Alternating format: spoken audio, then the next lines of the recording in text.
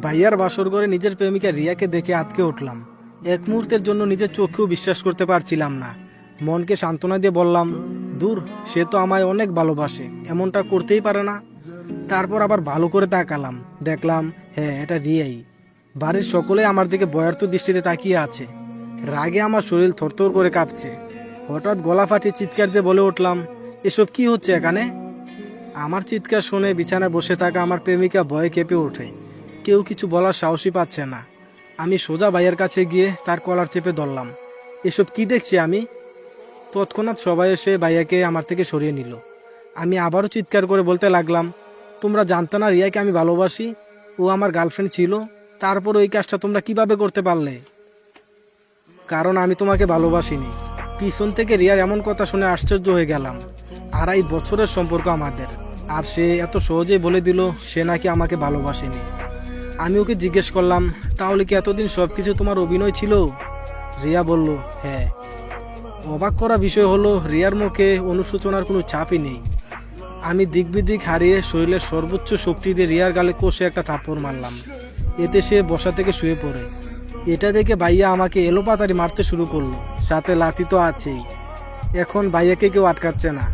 এরপর বাবা এসে থাপ্পড় মেরে বলল, তুই এতটা বিগড়ে যাবি তা কখনোই ভাবিনি। নিজের ভাবির গায়ে হাত তুলিস, ছি, ভাবতেই ঘৃণা হচ্ছে তোর প্রতি। চোখের সামনে থেকে চলে যা। ভাইয়ার ঘর থেকে বের হওয়ার আগে রিয়াকে উদ্দেশ্য করে বললাম, যেখানে নিজের পরিবার আমার মন বুঝলো না, যেখানে 1000 টাকা দিয়ে কাপড় কিনে রঙের গ্যারান্টি পাই না, আর তোকে তো ফ্রিতে পেয়েছিলাম, সেখানে রং বদলানোটা তো খুব কঠিন কিছু নয়। সময় একদিন ঠিকই আর বিচার করবে। পৃথিবীতে সব কিছু বেমানি করলেও সময় কখনো বেমানি করে না। তারপর এক মুহূর্ত দেরি না করে নিজের রুমে চলে আসলাম। রুমে এসে বিছানায় শরীরটা এলিয়ে দিয়ে সিগারেটে টান দিয়ে ভাবনার জগতে ডুব দিলাম। একটা মানুষ কিভাবে এতটা পরিবর্তন হতে পারে সেটা ভাবলেই মনটা কেমন যেন ছন্নছাড়া হয়ে যায়। 2.5 বছরের সম্পর্ককে সে কয়েকদিনে ভুলে গেল। পুরনো দিনের কথাগুলো ভাবলেই ঠোঁটের কোণে হাসি চলে আসে। একটা সময় ছিল যখন রিয়া আমার জন্য পাগল ছিল। যে মানুষটা আমাকে ছাড়া এক মুহূর্তও থাকতে পারতো না, আজ সে মানুষটাই আমাকে বলছে কি না সে আমাকে ভালোবাসে না। আজ খুব করে মনে পড়ছে তার মিষ্টি মিষ্টি আবদারগুলোর কথা। রাত 2টোর সময় যখন আমি গভীর ঘুমে আচ্ছন্ন থাকতাম, তখন সে ফোন দিয়ে বলতো, মুগ্ধ, আমার আইসক্রিম খেতে খুব ইচ্ছে করছে, একটু এনে দাও না। তার সেই মিষ্টি সুরের আবদারগুলো আমি কখনোই ফেলতে পারতাম না। সারাটা শহর ঘুরে হলেও তার জন্য আইসক্রিম কিংবা চকলেট নিয়ে যেতাম। সে কখনো অসুস্থ থাকলে গভীর রাতে গাছ বেয়ে উঠে তার ব্যালকনি দিয়ে তার ঘরে ঢুকে মাথায় হাত বুলিয়ে দিতাম। যখন সে বলতো আমার মন খারাপ, তখন ছুটে চলে যেতাম তার কাছে। তাকে হারানোর ভয় যখন আমাকে এতটাই ভাবাতো, তখন সে আমাকে বলতো, তুমি একদম চিন্তা করো না, আমি তোমাকে ছাড়া কোথাও যাব না, আমি সারা জীবন তোমার বুকে মাথা রেখে ঘুমাতে চাই। আর আজ সেই মেয়েটাই কিনা আমার বড় ভাইয়ের বুকে মাথা রেখে ঘুমাবে। নিয়তির কি বিচিত্র খেলা। চাকরির ইন্টারভিউ দিতে কিছুদিনের জন্য ঢাকায় গিয়েছিলাম। সেখানে থাকতে হয়েছে কিছুদিন। এই কয়েকদিনে ঠিকমতো কথা বলা হয়নি রিয়ার সাথে। আর এতটুকু সময়ে সে নিজেকে এতটা পরিবর্তন করতে গেল, মজে গেল আমার ভাইয়ার মোহে। আর মজবেই বা না কেন, কত বড় অফিসার সে, মাস শেষে লাখ টাকা উপার্জন করে। আর আমি তো সামান্য একটা বেকার ছেলে। ঢাকা থাকা অবস্থায় শুনেছি ভাইয়ার বিয়ে। ভেবেছিলাম তারা হয়তো আমার আসা পর্যন্ত অপেক্ষা করবে, তারপর বিয়ে হবে। কিন্তু আমার পরিবারের কাছে আমি এতটাই অবহেলার পাত্র ছিলাম যে তারা আমার অনুপস্থিতিতে ভাইয়ার বিয়ে করিয়ে ফেলে। তারা ভাবতো আমি থাকলে যদি কোনো সমস্যা বাঁধিয়ে ফেলি। ভাইয়া জানতো না যে আমি রিয়াকে ভালোবাসতাম, কিন্তু মা বাবা তো জানতেন। হঠাৎ হাতে গরম কিছু ছোঁয়া টের পেয়ে হাতের দিকে তাকালাম। সিগারেটটা পুরো শেষ হয়ে গেছে। ঘর থেকে বেরিয়ে ছাদে গেলাম, সেখানে আরও একটা সিগারেট ধরালাম। মনের সুখে সিগারেট টানতে লাগলাম। পৃথিবীতে সিগারেটে হচ্ছে একমাত্র খাবার যেটা মনের অতল গভীরে থাকা কষ্টগুলোকে টেনে হিচড়ে বের করে উড়িয়ে নিয়ে যায় নিজের সাথে। এভাবে কয়েকটা সিগারেট শেষ করার পর বাড়ি থেকে বের হলাম। উদ্দেশ্য বাড়ির পাশে থাকা ব্রিজ। হাঁটছি আর সিগারেটের ধোঁয়া উড়াচ্ছি। কিছুক্ষণ পর সেই কাঙ্ক্ষিত জায়গায় পৌঁছালাম। এই মুহূর্তে নিজের জীবনটাকে খেলনা মনে হচ্ছে। উদ্দেশ্য ব্রিজ থেকে লাফিয়ে আত্মহত্যা করব। কিন্তু ভেতরে ভেতরে অনেক ভয় করছে। এত উপর থেকে লাফ দিলে কি আদৌ বেঁচে থাকবো? পরক্ষণে ভাবলাম, আরে আমি তো মরার জন্যই লাফ দিব, তাহলে মৃত্যু নিয়ে এত চিন্তা করছি কেন? ইতিমধ্যে হাতে থাকা সিগারেটও শেষ হয়ে গেছে। পকেট থেকে সিগারেটের প্যাকেটটা বের করে দেখি সিগারেট শেষ। প্যাকেটটাকে মুখের সামনে তুলে ধরে বললাম, শেষে তুইও আমাকে ছেড়ে যাচ্ছিস? আর যাবি বা না কেন? যেখানে নিজের পরিবার পাশে রইল না, সেখানে তোকে পাওয়া তো বিলাসিতা মাত্র। এই পৃথিবীর সবাই স্বার্থপর রে। নিজের স্বার্থ হাসিল হলে সবাই একা করে চলে যায়। দিন শেষে বেইমানগুলোই সুখে থাকে, আর কষ্টে থাকে বোকা মানুষগুলো। আমরা যাকে নিজের থেকেও বেশি আপন ভাবি, একদিন সেই মানুষকে পর করে চলে যায়। কেন এমন হয় বলতে পারিস? যা, তোকে মুক্ত করে দিলাম বলে প্যাকেটটা পানিতে ফেলে দিলাম। মুহূর্তে হারিয়ে গেল প্যাকেটটি। ভাবতেছি এভাবে আমিও হারিয়ে যাব সবার আড়ালে। ব্রিজের রেলিংয়ের উপর দাঁড়িয়ে যখনই লাফ দিতে যাব, তখনই অচানা একটা মেয়ের হাতে থাপ্পড় খেয়ে আত্মহত্যার চিন্তা আপাতত মঙ্গল গ্রহে চলে গেছে। গালে হাত দিয়ে চিন্তা করছি আমাকে থাপ্পড় মারার কারণ কি। লাফ দিতে যাচ্ছিলাম, তখন কে যেন পাটা জড়িয়ে ধরে, তাই আর লাফ দেওয়া হয়নি। মেয়েটার দিকে ভালো করে তাকিয়ে দেখি কালো জিন্স প্যান্ট, কালো হুডি, কালো একটা মাস্ক, হুডির টুপি মাথায় দেওয়া, সব কিছুই কালো। সামনে যে একটা মেয়ে দাঁড়িয়ে আছে সেটা বোঝা যাচ্ছে না ঠিক মতো। আবার পাশে একটা কালো বাইকও রয়েছে। মেয়েটি আমার মুখের সামনে তুড়ি বাজিয়ে বলল, এই যে হ্যালো, বোবা হয়ে গেলেন নাকি? এভাবে চুপচাপ কি দেখছেন? এতক্ষণে হুঁশ ফিরল আমার। বললাম, আগে বলুন আপনি আমাকে মারলেন কেন? মেয়েটি বলল, আত্মহত্যা করছিলেন তাই। জানেন না আত্মহত্যা মহাপাপ? জানি, তবে আপনার সাহস দেখে অবাক না হয়ে পারলাম না। এত রাতে একা একটি মেয়ে হয়ে একটা ছেলেকে মারলেন। এখন যদি আমি আপনার কোনো ক্ষতি করি? মেয়েটি বোধহয় হাসলো। হাসির কি বললাম? এই আপনি হাসছেন কেন? হাসির মতো তো কিছুই বলিনি। মেয়েটি বলল, আপনি বোকার মতো কথা বলেন। মানুষ এতটাও অকৃতজ্ঞ নয় যে যে তার জীবন বাঁচিয়েছে তার ক্ষতি করার চিন্তা করবে। বাহ, চমৎকার কথা বলেছে তো মেয়েটা। আপনার বুদ্ধি আছে বলতে হবে।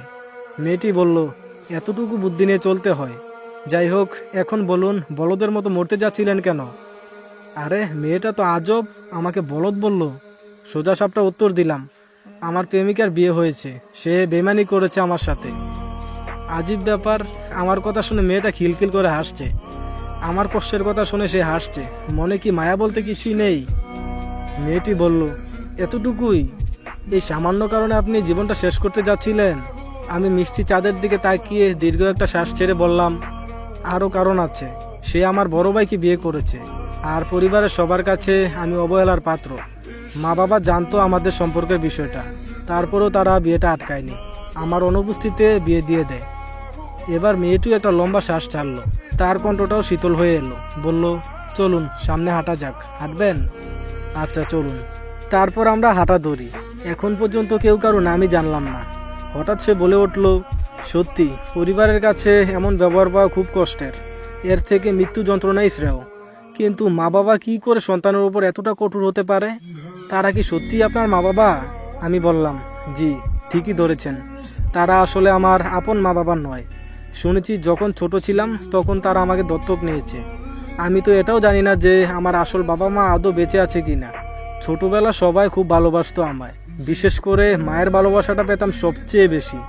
আস্তে ধীরে যখন বড় হতে শুরু করি, তখন আমার প্রতি মায়ের ভালোবাসা দেখে বড় ভাই হিংসায় জ্বলে যেত। আমি তাকে আপন ভাই ভাবতাম ঠিকই, কিন্তু তার চোখে আমি নিতান্তই উটকো একটা ঝামেলা। তাই সে উঠতে বসতে বাড়ির সকলের চোখে আমাকে যে কোনো মূল্যে অপরাধী সাজাতো। আমিও কখনো তাকে কিছুই বলতাম না। তাদের নুন খেয়েছি, ছোট থেকে বড় করেছে, এই তো অনেক। এগুলো তো নিজের মা বাবাও করতে পারতো, তাই কখনো অকৃতজ্ঞ হয়ে ওঠা হয়নি। আস্তে আস্তে পরিবারের চোখে সবচেয়ে বাজে মানুষ হয়ে গেলাম। সন্তানের মতো ভালোবেসেছিল, ফেলে তো আর দিতে পারবে না, তাই বাড়ির এক কোণে ফেলে রাখতো আমাকে। আমার প্রেমিকা ছিল বড়লোক বাবার একমাত্র মেয়ে, আর ছেলে মস্ত বড় অফিসার, মাসে লাখ টাকা উপার্জন করে। এদিকে আমি একটা বেকার ব্যর্থ প্রেমিক। বিয়ে না দেওয়ার কোনো কারণই ছিল না। আমি আমার বাবা মাকে কখনোই ক্ষমা করব না। ইতিমধ্যে চোখের কোণে পানি এসে জমাট বেঁধেছে। চোখের পলক ফেলতে টুপ করে মাটিতে পড়ে গেল 2 ফোঁটা পানি। মেয়েটা বলল, কাঁদবেন না। সময় এবং পরিস্থিতির সাথে নিজেকে খাপ খাইয়ে চলার নামই হচ্ছে জীবন, সেটা হোক সুখের কিংবা দুঃখের। সময় আর পরিস্থিতি তো বোঝে না আপনি এখন সুখে আছেন নাকি কষ্টে আছেন। ভাগ্য নিজেকে পরিবর্তন করে নিতে হয়। জীবনে যুদ্ধ না করলে জীবনটাকে কখনোই উপলব্ধি করা সম্ভব হয়ে ওঠে না। মেয়েটার কথাগুলো শুনে বললাম, খুব সুন্দর করে কথা বলেন তো আপনি। মেয়েটা বলল, দেখবেন আবার প্রেমে পড়বেন না যেন। মেয়েটির কথা শুনে আমি ভ্যাবাচাকা খেয়ে বললাম, মুখের ওপর কেউ এভাবে বলে? মেয়েটা বলল, জি, সব কিছু মুখের ওপর বলার চেয়ে উত্তম আর কিছুই নেই। মনের ভিতর এক, মুখে আরেক, এমন মানুষের মতো ভয়ঙ্কর পৃথিবীতে আর কিছুই হতে পারে না। মেয়েটার কথা যতই শুনছি ততই অবাক হচ্ছি। সব কিছু কতটা গভীরভাবে চিন্তা করে। এভাবেও চলা যায়? আচ্ছা, আত্মহত্যা করলে কি সবকিছু সমাধান হয়ে যায়? মেয়েটির এমন প্রশ্নের কি জবাব দিব বুঝতে পারছি না। মেয়েটি আবার বলল, হ্যালো ব্রো, চুপ আছো যে?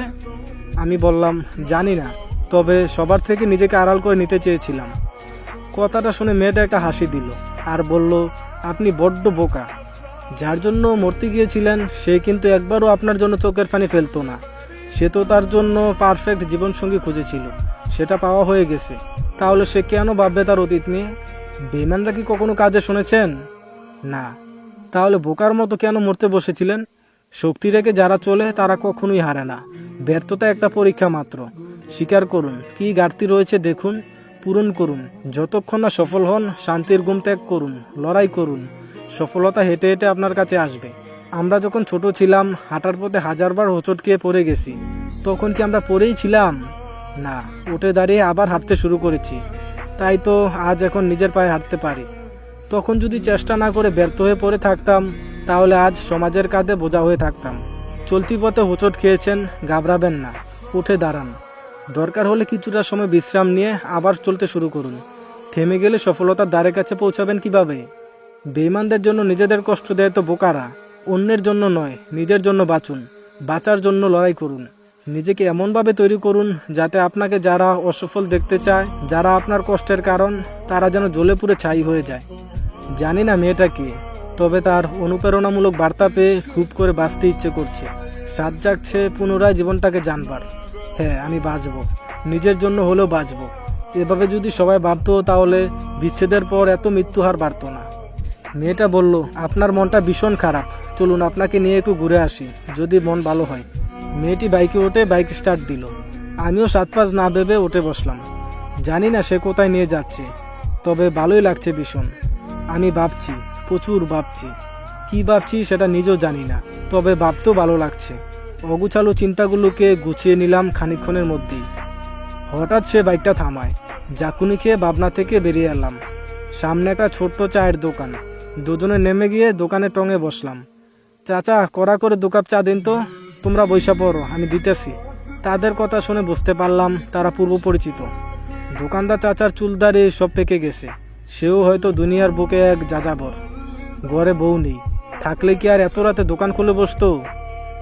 চাচার চা খেয়ে মুডটা ফ্রেশ হয়ে গেল। চাচা, চাটা কিন্তু অনেক সুন্দর হয়েছে। গোটা করে কথাটি বললাম চাচাকে।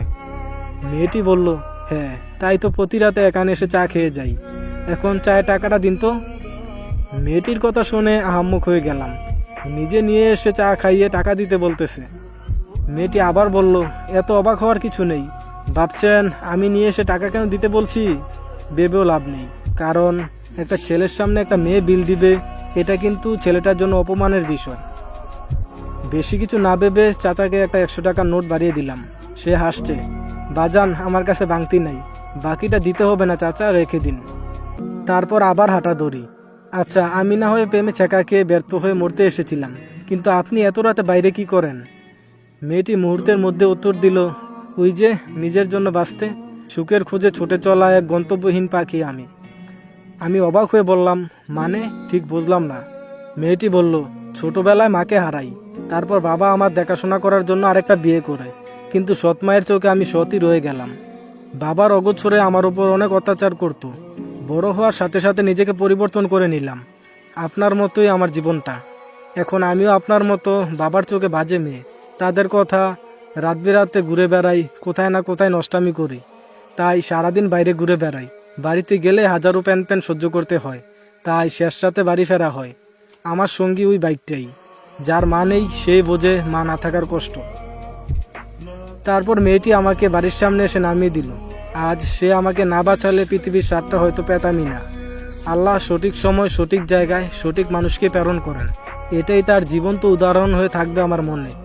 মেয়েটিকে বললাম, আপনার সাথে দেখা হয়ে অনেক ভালো লাগলো। মেয়েটি মিষ্টি একটা হাসি দিয়ে বলল, ভালো থাকবেন আর নিজের খেয়াল রাখবেন, আজ আসি। এই বলে বাইক স্টার্ট দিল। আমি পিছন থেকে ডাক দিলাম, আমি মুগ্ধ, আপনি? সে একটু জোরে বলল, আমি উপমা হাসান রুহি, বলে টান দিয়ে চলে গেল। বাহ, চমৎকার নাম, উপমা হাসান রুহি। সকালে রিয়াকে উদ্দেশ্য করে বললাম, ভাবি আমাকে নাস্তা দাও তো, খুব ক্ষুধা পেয়েছে। কথাটি শুনে টেবিলে বসে থাকা সকলের চোখ ডিমের মতো বড় হয়ে গেল। এক রাতে গার্লফ্রেন্ডকে এত সহজে ভুলে গেল কি করে? এক রাতে এতটা পরিবর্তন, বড্ড বাবাচ্ছে বিষয়টা। আর রিয়া তো আহাম্মকের মতো হা করে আমার দিকে তাকিয়ে আছে। কি ব্যাপার ভাবি, এভাবে তাকিয়ে আছো কেন? আর তোমরা সকলে আমার দিকে এভাবে দেখছো কি? আগে কখনো দেখোনি আমাকে? মা আমার মাথায় হাত বুলিয়ে দিয়ে বলল, তুই ঠিক আছিস তো মুগ্ধ? শরীর খারাপ করেনি তো? মায়ের কথা শুনে মনের ভেতর জ্বলতে থাকা বাতিটা কেন যেন নিভে গেল। যেই মা আগে কোনো কথা শেষ হওয়ার আগে বাবা শব্দটা জুড়ে দিত, আজ সেই মায়ে আমাকে নাম ধরে ডাকে। মনটাকে শক্ত রেখে বললাম, আমি সম্পূর্ণ ঠিক আছি। আর তোমরা এমন বিহেভিয়ার করছো কেন সেটাই তো বুঝতে পারছি না। কেউ কিছু বলার আগে ভাইয়া রাগী কণ্ঠে বলে উঠল, দেখো নেশা টেশা করেছি কি না। ছোটবেলা থেকে মদ খেয়ে আমি খুব ঘৃণা করি। এই শব্দটা শুনলে মাথায় রাগ ওঠে। ভাইয়া হয়তো ভেবেছে কালকের মতোই আজও আমি ক্ষিপ্ত হয়ে মারতে যাব। আমি নিজেকে কন্ট্রোল করে ভাইয়ার দিকে তাকিয়ে একটা মুচকি হাসি দিলাম। এতে তার হাসিটা নিভে গেল। বললাম, নেশা তো কাল রাতে করেছিলাম ভাইয়া, তাই উল্টাপাল্টা এসব কাজ করে ফেলেছি। ক্ষমা করে দিস ভাইয়া। আর ভাবি, তুমিও ক্ষমা করে দিও প্লিজ। রিয়ার দিকে তাকাতেই চোখের কোণে পানি এসে জড়ো হলো। মেয়েটা কতটা স্বার্থপর। সবার চোখ এড়িয়ে পানিটা মুছে নিলাম। কেউ না দেখলেও রিয়া দেখে নিয়েছে, কারণ তখন তার দিকেই তাকিয়েছিলাম। মনের ভিতর কষ্ট লুকিয়ে রেখে আর কতই বা হাসা যায়। মনটা তো খুব নরম, কোনো পাথর নয় যে সারাদিন পানি ডাললেও সে গলবে না। উফ ভাবি, আর দেরি না করে নাস্তা দাও, ঠান্ডা হয়ে যাবে তো। রিয়া মুখটা মলিন করে সবাইকে নাস্তা পরিবেশন করলো। প্রিয় মানুষটিকে পাইনি তো কি হয়েছে, তার হাতের রান্না খাওয়ার সৌভাগ্য তো হয়েছে। তাই দুঃখ বিলাস না করে তৃপ্তি নিয়ে খেলাম। খাওয়া শেষ করে ছাদে গেলাম। এক কোণে দাঁড়িয়ে মনের সুখে সিগারেটে টান মারছি আর প্রকৃতির মাঝে নিজের কষ্টগুলোকে ভাগাভাগি করছি। কিছুক্ষণ পর কারো পায়ের শব্দ পেলাম। তাকিয়ে দেখি রিয়া। সে গুটিসুটি পায়ে আমার পাশে এসে দাঁড়ায়। আমি বললাম, হঠাৎ স্বামীকে রেখে ছাদে এলেন যে? রিয়া বলল, ও অফিসে গেছে। বাহ, চমৎকার বিষয়। বিয়ের পরের দিনই অফিস, বেশ দায়িত্ববান স্বামী পেয়েছেন। রিয়া চুপচাপ দাঁড়িয়ে আছে। আমিও আর কিছু না বলে আকাশের দিকে চেয়ে রইলাম। কিছুক্ষণ পর রিয়া বলে উঠল, কি ভাবছো এমন আকাশের দিকে তাকিয়ে? ভাবছি মানুষ কতটা নিখুঁত অভিনয় জানলে দীর্ঘ 2.5 বছর অভিনয় করে যেতে পারে। তাও আবার যেমন তেমন অভিনয় নয়, ভালোবাসার অভিনয়। আপনি চাইলেই নাটক বা সিনেমাতে অভিনয় করতে পারেন, বেশ নামডাক হবে। রিয়া আমার কথার কোনো উত্তর দিল না। কিছু সময় নীরব থেকে বলল, তখন খাবার টেবিলে কাঁদছিলে কেন? আমি ফিক করে হেসে দিলাম। বললাম, কাঁদিনি, চোখে কিছু একটা পড়েছিল, তাই চোখে পানি এসেছিল। আচ্ছা, একটা কথা জিজ্ঞেস করব? রিয়া বলল, এর আগে তো এমন গোটা করে অনুমতি নিতে না, তবে আজ কেন? তার পুরো কথা শেষ করতে না দিয়ে বললাম,